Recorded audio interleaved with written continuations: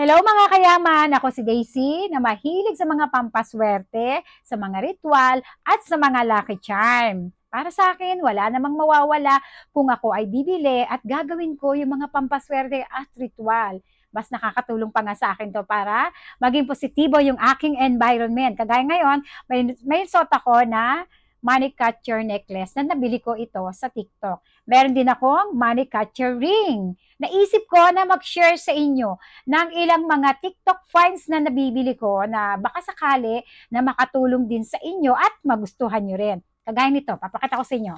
Meron akong tinetake na probiotics. Matagal na akong umiinom ng probiotics. Malaki kasi ang naitulong nito sa akin. Bukod sa nawala yung pangangamoy at pangangate ng aking downer, itong probiotics na to, maarin din ito sa mga merong pabalik-balik na UTI. Anyway, kahit ano namang probiotics, maaari nyo naman pong i-take.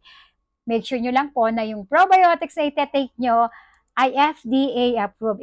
Iba pa rin po na tayo ay sigurado at naaprubahan ng FDA yung ating mga binibili at iniinom. Ito, bago ko siya binili, minake sure ko talaga na siya ay FDA approved.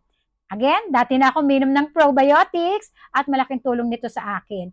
Napansin ko rin na nawala yung pangangasim ng aking sikmura. Kasi di kasi ako. Pero nung simula uminom ng probiotics, nawala po ito.